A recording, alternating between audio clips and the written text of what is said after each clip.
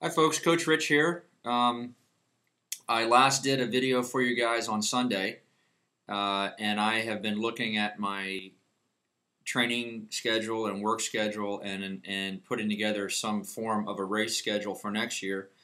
And it got me thinking about many of you are likely doing the same thing, looking at what races you can put on the calendar en route to your Ironman races this year. So I thought I would skip ahead a month and talk about scheduling a half Ironman race in an Ironman training season. Because we're coming up on February, money's tight. You guys are probably, looking at active.com, looking at the race schedule, and trying to figure out what you're going to do this year en route to your Ironman races. So this is Rich's spiel on half Ironman racing en route to an Ironman. There's a couple reasons I've seen year after year people wanting to do Ironman, do half Ironman distance races en route to an Ironman. The first and most common one that I hear is that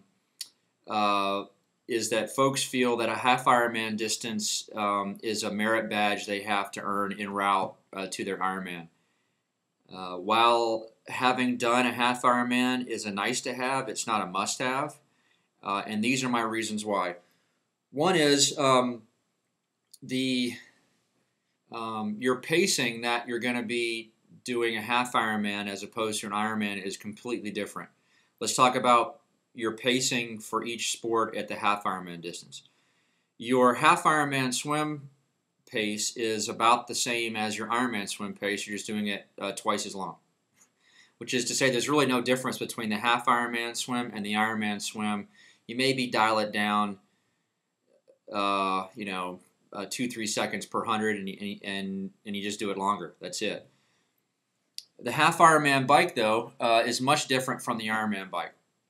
I would like you to think of as any pacing for any races as having 3 gears. Those gears are easy, work, and hard. Okay, hard is what we do sprint and Olympic distance racing at. Easy is what we do the Ironman bike leg at. Meaning, at no point in the Ironman bike leg are you doing any kind of work. You're simply riding easy. You're just getting the distance done. We'll talk much more about Ironman pacing later on in the season, probably in June for the folks doing Ironman Coeur d'Alene. But an Ironman bike leg, if you're a half Ironman bike leg, if you're expecting to ride between a 2:30 to about a 3:15, your default gear on the bike is work. I am working. I'm applying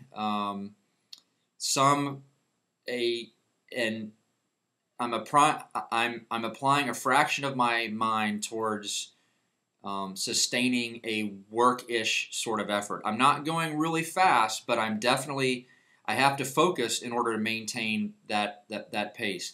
That focus and that pace becomes a higher focus, and the pace becomes faster, and the work becomes harder when you're at between a 2:30 and a 2:45. That focus on work starts to relax above 3 hours, and above 3.5 hours, your half Ironman bike pacing is about the same as your Ironman pacing. On the run, though, for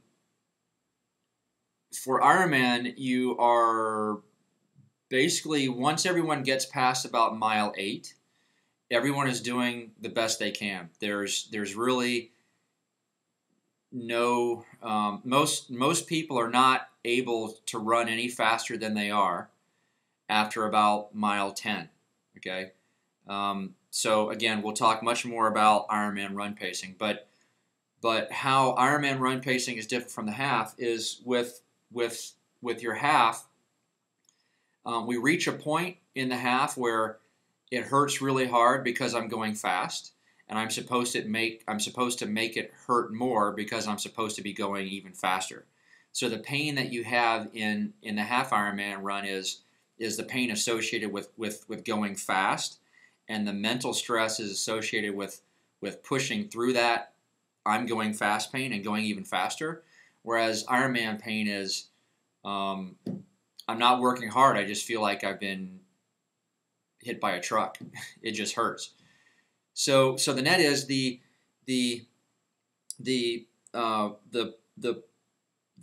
pacing problems that you're juggling in the half, the race execution, nutrition, your mental state is so different from a half than it is in a full, that the things that you learn or experience in a half don't really apply to the full distance.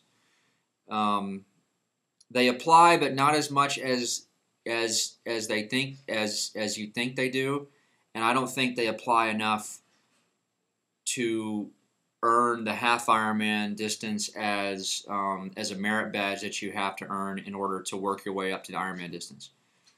My very first training partner was very successful, jumping from sprints and Olympics directly into Ironman distance racing.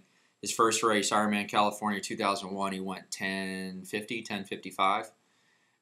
Just because he was fit and he knew how to race, and he knew how to race.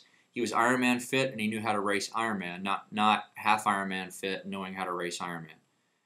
What I'm saying here is the lessons that you learn at the half Ironman distance are not as applicable to the Ironman distance as you think they are.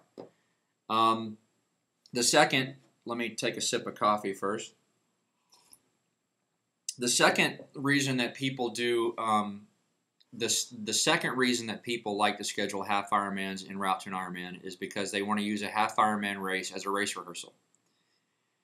To me, this doesn't make much sense. Let's talk about Ironman bike pacing. Ironman bike pacing is the pace at which you expect to ride 112 miles after swimming 2.4 miles and then get off that bike and run a marathon. By definition, that's a very, very easy pace. The Ironman run pace is a pace that you expect to run 26 miles after having swam 2.4 miles and ridden 112 miles. The Ironman marathon run pace is very, very easy. So if you scheduled a half Ironman as a race rehearsal and you showed up and only swam half the distance at a very easy pace, and you rode 56 miles at the same pace that you expect to ride 112 miles on race day and run a marathon, that 56 miles would be very, very cheesy. And if you run a half marathon after only a very easy 56-mile bike at a pace that you expect to run a marathon after a 112-mile bike, that's a very easy run. The net is you've just spent a lot of money. Half Ironman distance race these days goes for what? $150 to $250. You spent a lot of money, a lot of travel, a lot of everything for a very, very easy training day. Also, the race execution errors, the things that you will find. What I'm saying is, if you're making mistakes in that 1.2 mile swim plus 56-mile bike plus a 13-mile run, if you're making Ironman flavor mistakes, you're not going to be out there long enough for you to actually see them. For example, if you're doing an Ironman race rehearsal bike, and you're riding 112 miles and you're going to run 6 miles off the bike, you might be making mistakes from mile 20 to 60 that you're not going to see if you stop the bike at 56, but you'll see those errors at mile 80, 90, 100. Okay.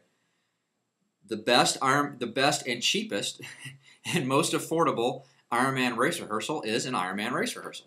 Why pay someone $185, $200 for a catered suboptimal training day that you got to travel to and get hotel rooms and all that other stuff?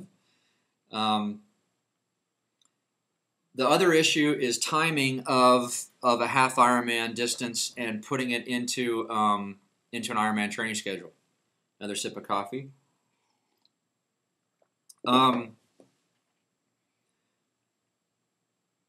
Self-coach athletes don't have a good feel for the opportunity cost associated with a half Ironman distance. That opportunity cost comes by opportunity cost.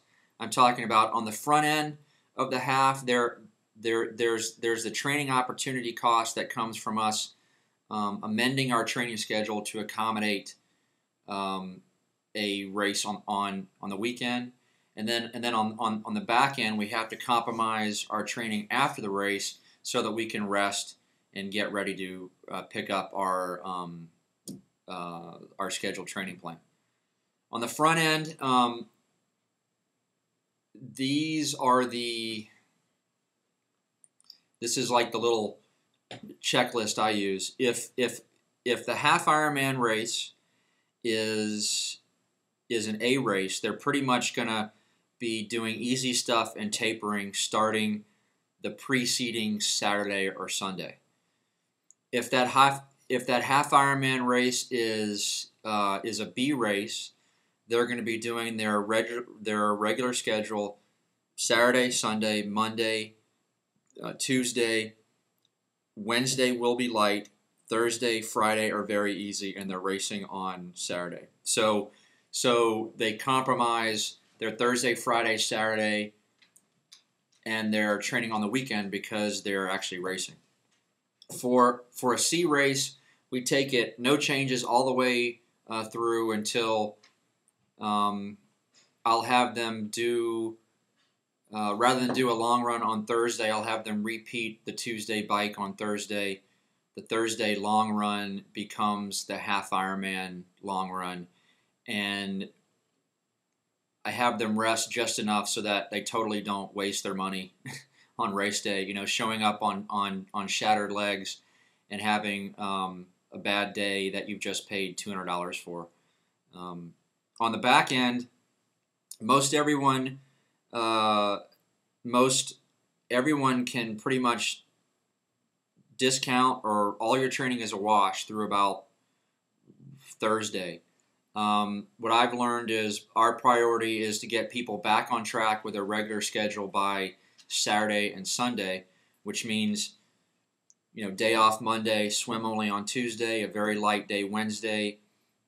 Thursday it would typically be like an interval bike, but at about 2/3 of the total training volume of a regular interval bike.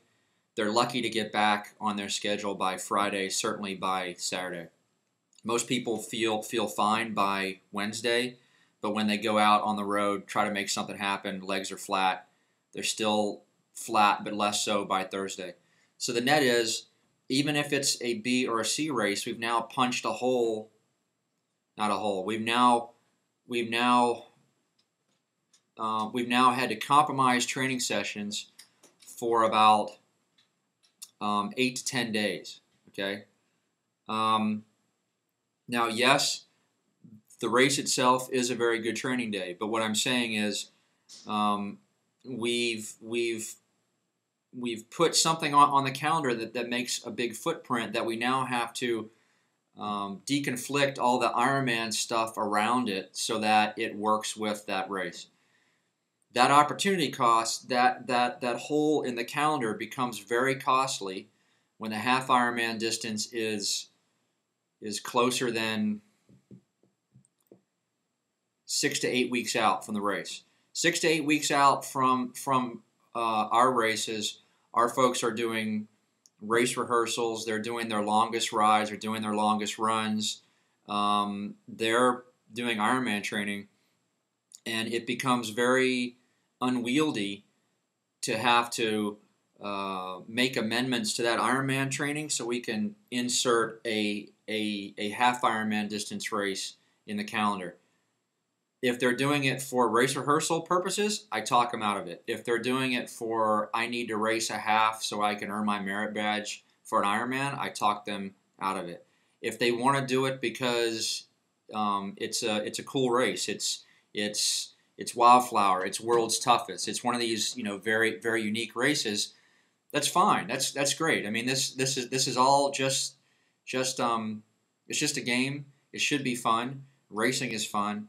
But I just like to make people aware of the consequences of their racing that they might not be made aware of. So